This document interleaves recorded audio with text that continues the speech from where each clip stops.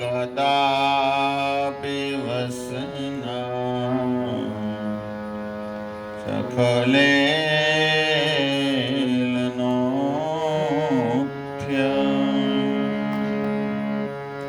धन्यातिधन्यपवनेन कितार्थ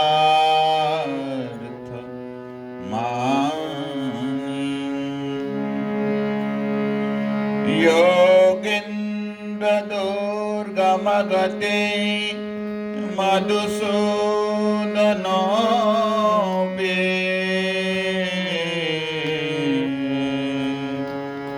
तस्या नमोऽस्तु विश्वभानु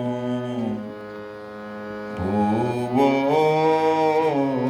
दिशेऽपि कृष्णाय वासुदेवाय हरये परमात्मने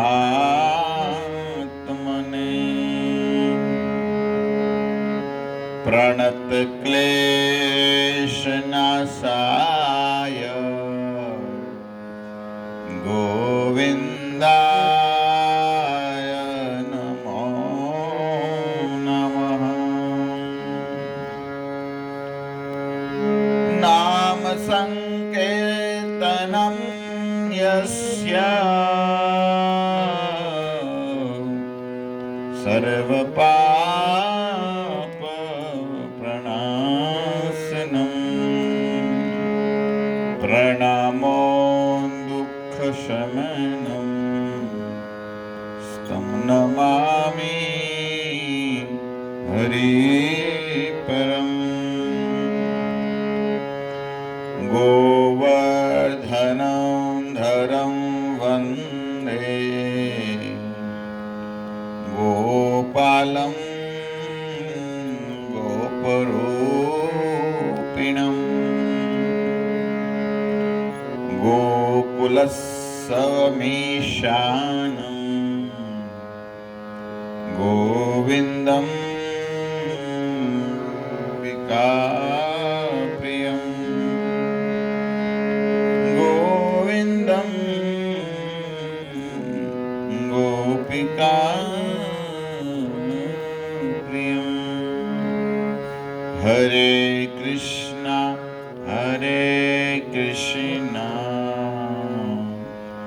कृष्ण कृष्ण हरे हरे हरे राम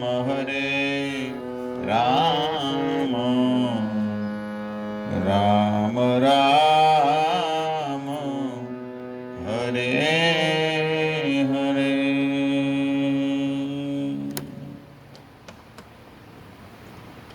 हरे कृष्ण।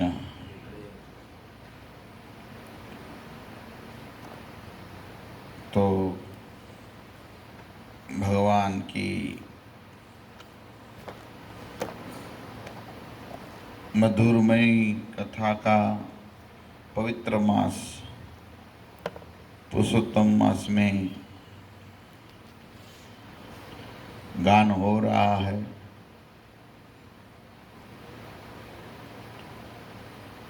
कौत्तम श्लोक गुणानुवाद पुमान विरजित विना पशुघ्नात। परीक्षित महाराज कहते हैं कि प्रभु भगवान श्री कृष्ण ने जो कथा है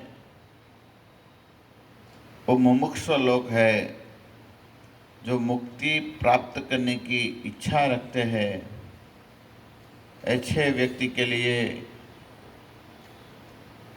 ये भव औषधि है। भव औषधिस्तोत्तमनो विराम। तो जो ऐसे औषधि का सेवन नहीं करते हैं वो पशु ज्ञाति है, आत्मा के हत्यारा है। जिस तरह समझ में आए कामधेनु का दूध छोड़कर गधी का दूध पीना चाहते हैं। भगवान की इतनी मधुर सब लीलाएं कथा है, वो छोड़कर क्या करते हैं? खरी, खरी मतलब गधी, गधी का दूध पीना चाहते हैं। इसलिए बुद्धिमान मनुष्य भगवान की लीला कथा सुनते हैं और विश्वास रखते हैं, भगवान की कथा में विश्वास रखता है। देखो, भक्ति में विश्वास है, जो विश्वास होगा तभी हमारी साधना का फल आएगा। विश्वास है ना, वो पिलर है। कोई भी बिल्डिंग इमारत बनाना है तो इसमें पिलर की जरूरत पड़ता है। तो विश्वास भक्ति में पिलर होना है, तब इसके ऊपर साधना का बड़ा इमारत रूम बन सकता है। विश्वास ही नहीं है, पिलर ही नहीं है, तब तो कौन सी बिल्डिंग बनेगी। इसलिए भक्ति में विश्वास की बहुत जरूरी है, बहुत जरूरी है। पूर्ण श्रद्धा विश्वास रखना चाहिए। श्रद्धा शुद्ध विश्वास करेले शुद्ध निश्चय, चैतन्य महाप्रभु कहते हैं ना, कृष्ण कविराज गोस्वामी, चैतन्य चैतामृत में श्रद्धा शुद्ध विश्वास, वही श्रद्धा या विश्वास। मैं कल यही बता रहा था स्टार्ट में। पूर्ण शरणागत भगवान से, पूर्ण शरणागत गुरु से और विश्वास के साथ इसका हम सेवन करें तो फल मिलेगा, जरूर मिलेगा। लेकिन हमारी विश्वास की उणप है, कमी है। फिर कहाँ बिल और हम जब पिलर बिना बिल्डिंग बनाया जाएगा थोड़ी टिकेगा, वो तो कभी भी गिर सकती। तो आज हम कई भक्त लोग सब करते हैं, वो क्या करते हैं? भजन तो करते हैं, लेकिन भजन में विश्वास नहीं है, तब तक वो मतलब ये पिलर बिना इमारत बना रहे हैं। पूर्ण विश्वास रखिए भगवान की कथा में, भगवान की लीला में, भगवान के गुण में, भगवान के पवित्र भक्त होते हैं इसके संग में। ये सब हम करेंगे तो नक्की हमारा गंतव्य स्थान हम प्राप्त करेंगे। इसलिए जो राम ने कहे हैं, राम ने जो लीला किया है, आचरण किया है राम ने, इस राम की रीत हमको जीवन में उतारना चाहिए। और कृष्ण जो कहे है वो रीति हमारे जीवन में उतारना चाहिए। कृष्ण ने गीता में उपदेश दिए हैं, कृष्ण जो बोले हैं वो हमको करना है, और राम ने जो किया वो करना है। इसलिए नरसिंह मेहता कहते हैं, रामनी रीत अंतर मा उतारो, राम ने रीति अंतर मा उतारो। तो ये बहुत है भाई, क्योंकि संसार में सब सुख प्राप्त करने के लिए मेहनत करते हैं। जहाँ भी मेहनत करते हैं, चाहे माधवरत्न में जाए या पंचरत्न में जाए बॉम्बे, या अभी बीकेसी में जाए, या दुबई जाए, या अमेरिका जाए, लंदन जाए, कहाँ भी सुख ढूंढते हैं, लेकिन सुख नहीं मिलते। हम यहाँ ये न प्रकार न गोदते हैं भगवान को। भगवान तो कहते हैं गीता में, मैं तो आपके हृदय में भी बैठा हूँ, सर्व चाह हृदय सन्निविष्ट हो, मैं तो आपके हृदय में बैठा हूँ। इसलिए दास कबीर कहते हैं ना कि हम कहाँ कहाँ भगवान को ढूंढते हैं, हमारे घर में बैठे हैं, यहाँ तो हम कभी नजर नहीं करते। इसलिए कबीर कहते हैं, हे गंगा मागोय तो मैं तो यमुना मागोय तो, हे गो तो पाणा पथरामा मारो हीरो खोवाणो कचरामा। कहे भाई साधु कहे कबीर भाई सुनो भाई साधु, ए हीरो तारा रुदियाમાં मारो हीरो खोवाणो कचराમાં। भाई हृदय में है कृष्ण, कृष्ण हृदय में है, एहसास होना चाहिए भाई। इतना एहसास नहीं हो रहा है। देखो सूर्य आ जाता है अपने आप, तो क्या आपने कोई बिल देते हैं अपना, कोई पूरे कोई संसार लेके सूर्य देव को बिल देते हैं, अपना समय पर आ जाता है। भाई नौकरी में तो देर हो सकता है, 5-10 मिनट देर होता है, ये अपने टाइम पर आ जाता है। कितना ध्यान रखते हो? कौन रखते हैं? भगवान तो करते हैं। और भगवान हमारी सब रक्षा करते हैं, एक एक पल पल भगवान हमारी रक्षा करते हैं, लेकिन हमको पता ही नहीं है। हम ढूंढ रहे हैं, कहाँ कहाँ ढूंढ रहे हैं, पता नहीं कहाँ कहाँ दौड़ रहे हैं, यहाँ जाओ यहाँ जाओ यहाँ जाओ, क्योंकि सुख यहाँ नहीं मिलेगा। क्योंकि भगवान गीताकार ने मोहर लगा दिया है, दुखालय शाश्वतम, दुख का आलय है। और फिर हम दुख में सुख ढूंढे, कैसे मिलेगा? नहीं मिलेगा। सुख के माथे पत्थर पड़ो, हरि हृदय से जाए। कभी कदाच सुख मिल गया, धन प्राप्त करने के लिए बहुत सुख मिल गया, लेकिन जब हमारा धन प्राप्त करने में, इस सुख में जब भगवान को भूल गए, हृदय से भगवान हरे निकल जाए, तब इस सुख क्या काम का? एक कुछ काम का नहीं। बलिहारी वह दुख की पल पल नाम जपा। पल पल राम नाम याद आ गया, राम चिंतन होता है, कृष्ण चिंतन होता है, ये दुख काम का है। इसलिए तो भगवान की फैबा क्या कहती है? विपदा पद संतो तत्व तत्र जगत गुरु। है जगत गुरु, आप मुझे पद पद विपद संतो न तत्व तत्व तत्व जगत गुरु, मुझे विपत्ति दीजिए, पद पद पर मुझे विपत्ति दीजिए। लो, अभी कोई ऐसा मांगेगा, भगवान के पास जाएगा, कोई स्त्री ऐसी है अपना साड़ी का जो सेड़ा होके भगवान के पास मांगेगा, मुझे दुख दीजिए। कौन मांगे? कोई स्त्री मांगेगी? लेकिन देखो सुख था इतना, युधिष्ठिर महाराज राजा बन गए थे, राजमाता बन गई थी, लेकिन भगवान के पास मांग रही है, प्रभु आप मुझे दुख दीजिए।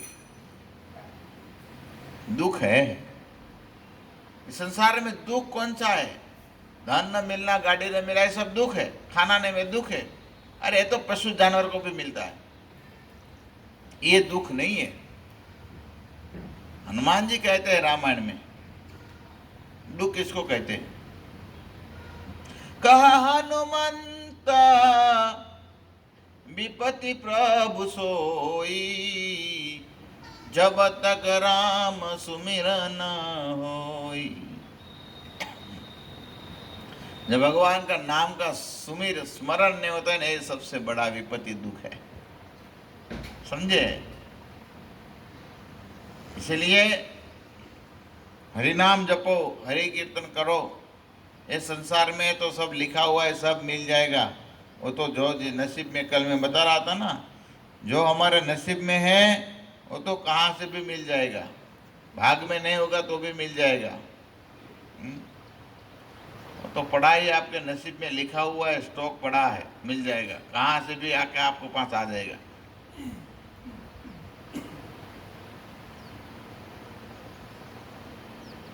जो पंछी होता है ना, इसमें आप देखते हैं ना, छिपकली यहाँ पर घूमती है कहीं, तो यहाँ पे भगवान इसका खाने का व्यवस्था कर देते, नहीं कर देते? और आ जाता है कीड़ा, आ जाता है, वो खा लेंगे। सबका हो जाएगा। इसलिए भजन करो, भगवान का नाम अच्छी तरह लो, भगवान नक्की हमारी रक्षा करेंगे।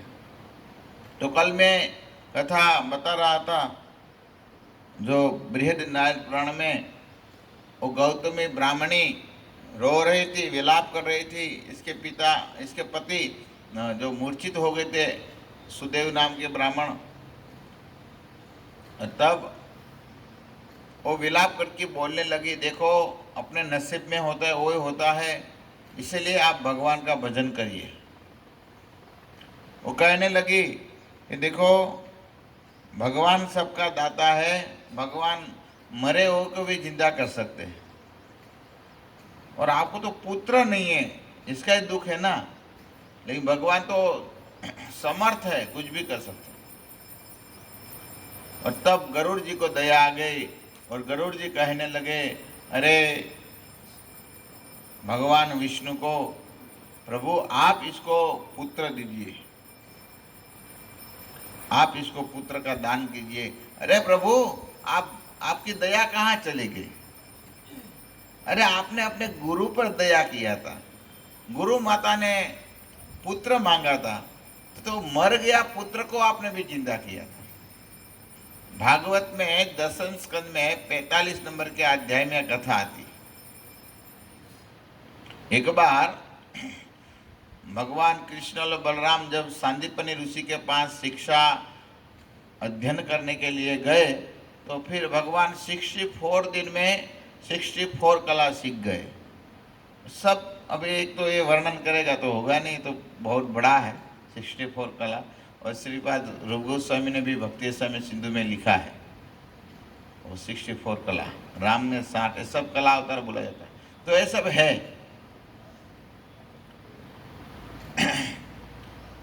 तो भगवान जब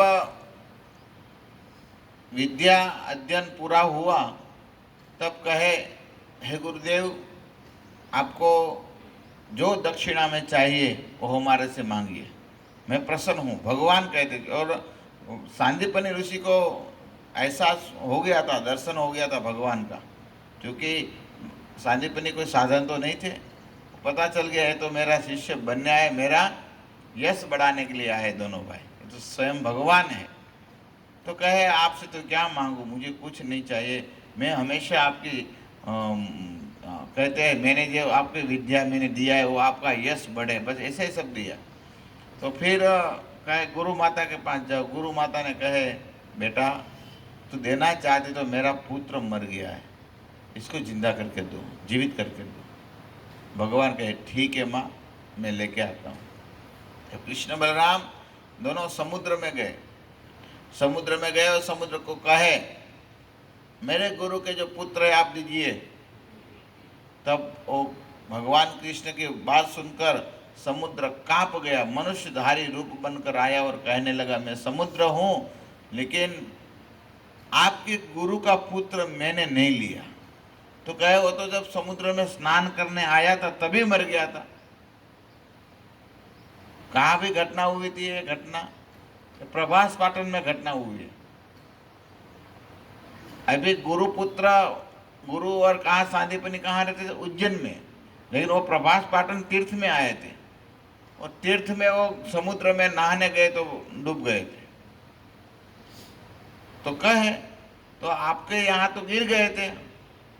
तो बोले नहीं नहीं नहीं, यहाँ पर एक बड़ा असुर रहते हैं। कहे समुद्र ने कहे, मेरे पेटाल में एक नीचे बड़ा समुद्र में एक बड़ा असुर रहता है। कौन था असुर भाई? पांचजन्य, जो भगवान ने शंख लिया था ना, पंचजन्य एक असुर था।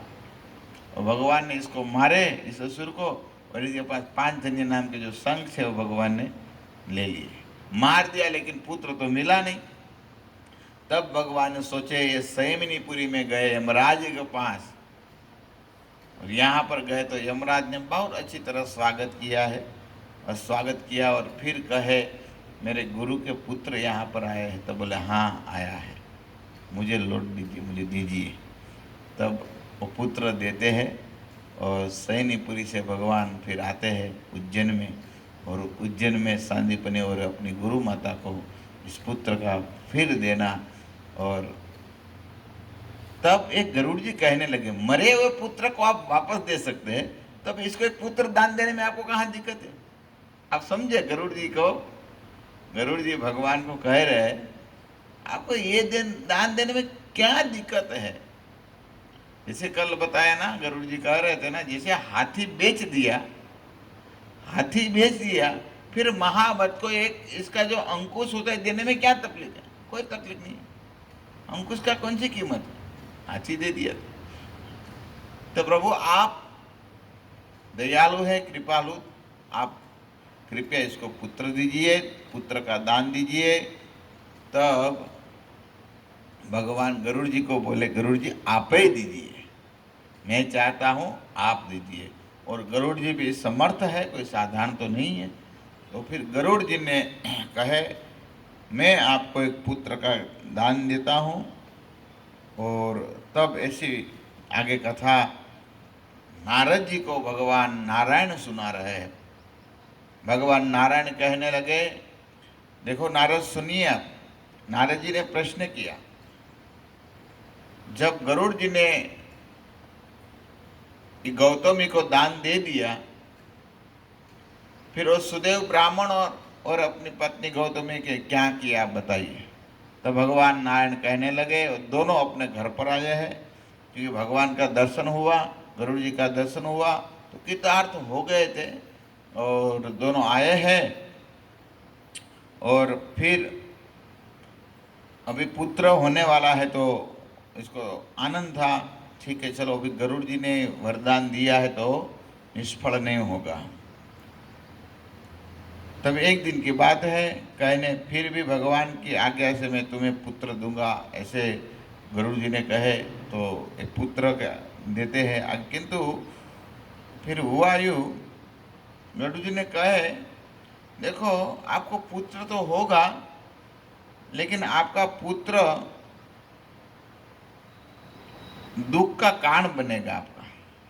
इसमें लिखा है, किंतु पुत्र के कारण होने वाला दुख भी तुम दोनों को प्राप्त होगा। तो ये सोचा क्या होगा, दुख होगा तो कितना होगा, कुछ होगा नहीं।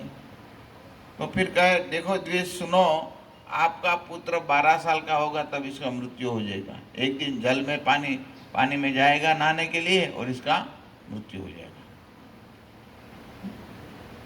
लेकिन तो भी वो सोचे, चलो 12 साल तो 12 साल, मैं पुत्रवान तो कहूँगा। देखो इतना भी नहीं पता चलता है फिर कितना बड़ा दुख देने वाला। जैसे चित्रकेतु महाराज को कहे थे अंगिरा ऋषि ने, ये पुत्र मैं देता हूँ, लेकिन बड़ा दुख का कारण बनेगा। इस संसार में ऐसा ही है। देखो भगवान पुत्र नहीं देते तो सुखी मानो, आनंद रहो, लेकिन गृहस्थ जीवन में लिखा हुआ है, सुखदेव गोस्वामी इत्यादि कहते हैं, गृहस्थ जीवन में तब पुत्र नहीं है तब यह गृहस्थ जीवन कुछ काम का नहीं। पुत्र होना ही चाहिए। ये सब क्या क्या शास्त्र में अलग अलग सब लिखा है ना। कई जगह पर बोलते हैं माया नहीं होनी चाहिए। संत साधु लोग बोलते हैं ये पुत्र परिजन में पढ़ना ही नहीं चाहिए। हमारे गोविंदा जी कहते हैं ना, पुत्र परिजन हथे किया, सब ये सब किया है, हमने किया है, ये दुख का कारण है। और कहाँ कहाँ लिखते हैं पुत्र होना ही चाहिए, पुत्र नरक से निकलना चाहिए। क्या शास्त्र तो क्या क्या आज्ञा देते हैं ना, कभी कभी समझना बहुत कठिन है बनमाली प्रभु। हाँ,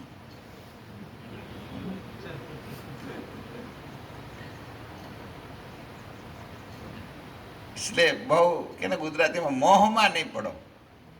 એ ભગવાને આપ્યું છે એનું વાલા તારું તને અર્પણ।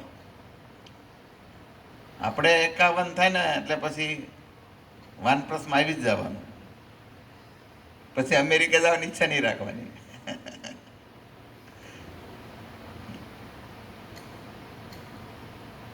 तो ये सोचने लगे दुख देगा तो ठीक, देखा जाए भी क्या होता है। तब यहाँ पर लिखा है, बहुत सुंदर समय आने लगा और एक गौतमी गर्भवती हुई, क्योंकि अभी गरुड़ जी ने आशीर्वाद दिया था तो विफल नहीं होगा। तो गरुड़ जी की कृपा से इसको एक संतान की प्राप्ति होने के लिए गर्भवती हो गई। और फिर कहते हैं बहुत सुंदर इस पुत्र का इसने उत्पन्न जन्म दिया। और इस पुत्र के जन्म के ब्राह्मण सुदेव शर्मा ने प्रसन्न होकर कर्मकांड ब्राह्मण को बुलाए, कर्मकांडी ब्राह्मणों को, और ब्राह्मणों को बुलाकर कहे, भाई चलो हमारे बेटा हुआ है, अब जात संस्कार करिए। जात संस्कार आता है ना, जात संस्कार जब बच्चा जन्म लेता है ना, तब वो नाली होता है ना, नाली माता से ज्वाइंट होती है और ब्राह्मण होता है ना, वो मंत्र बोलते हैं बाहर, और फिर इसकी जाति नाद होता है ना, इसका छेदन करते हैं। इसको जात कर्म संस्कार कहते हैं। जो 16 संस्कार, इसमें पहला संस्कार ये हो, ऐसे गर्भ संस्कार होता है, बाद में जन्म के कारण ये होता है तीसरा संस्कार, फिर सीमन संस्कार, और फिर होता है ये तीसरा संस्कार, जात छेदन संस्कार। तो ये किया है, वो करवाना चाहिए। कम से कम गृहस्थ लोग को कुछ आए ना आए, अभी ब्राह्मण मिले न मिले, लेकिन भगवान का महामंत्र बोलकर ये तो करना चाहिए। हमारे संप्रदाय में जो सब भक्त है, जो भी भक्त, सब संप्रदाय की बात है, तो कम से कम ब्राह्मण आपको मिले न मिले, लेकिन महामंत्र से बुलाकर इसको जात कर्म करना चाहिए। और फिर जात कर्म करने के बाद तुरंत बच्चे को मीठा खिलाते हैं। तो भगवान का भोग होता है, शहद होता है, या गुड़ का पानी होता है, या शक्कर, कोई भी भगवान को भोग लगाओ, इसको पहले से खाना चाहिए, ये नियम है। लेकिन अभी ऐसा कौन करता है? ऐसा कोई करते ही नहीं। ऐसा करेंगे तो आपका बच्चा भक्त बनेंगे, पहले उधर में जाएगा तो भगवान का प्रसाद जाएगा। तो ये सब लिखा हुआ है, करना चाहिए। तो फिर सोचने लगे इसका नाम क्या किया जाए। अभी नाम संस्कार होगा। तो बहुत बच्चा बहुत सुंदर था। ब्राह्मण ने तो जन्म के कारण ब्राह्मणों को बहुत दान भी दिया था वो, पर तब आगे कथा मिलती है। बच्चा इतना सुंदर था, कहते इतना तेजस्वी, सुख समान था। तो सोचा भाई इसका नाम सुखदेव रखते हैं। इसका नाम क्या रखा? सुखदेव। तो माता पिता हृदय से आनंदित हुए, और फिर बच्चा बड़ा हो रहा था, और कहते हैं इसी तरह फिर इसका यज्ञोपवीत संस्कार हुए। ब्रह्मचर्यवती सूर्य के समान तेजस्वी बालक वेदाध्ययन करने लगा, ये सब वर्णन है। फिर कहते विद्या प्राप्त किया। फिर वाल्मीकि जी कहने लगे, देखो सुनिए, एक बार करोड़ों सूर्य के समान तेजस्वी देवल ऋषि पधारे। देवल ऋषि की कथा में बताया था आपको। देवल ऋषि इसके घर पर आए, उनको देखकर परम प्रसन्न होकर सुदेव शर्मा ने उसे दंडवत प्रणाम किया। वाल्मीकि किसको बता रहे हैं? आपको पता है ना, कथा धारावाहिक चल रही है, कई पार्ट में कथा चल रही है, इसका कई घाट है। सबसे पहला घाट कौन था? मैं बताया था, सूत गोस्वामी और नैमिषारण्य के जो ऋषि मुनि है, ये सब कथा, क्योंकि प्रश्न किया है, पुरुषोत्तम मास की कथा बताई।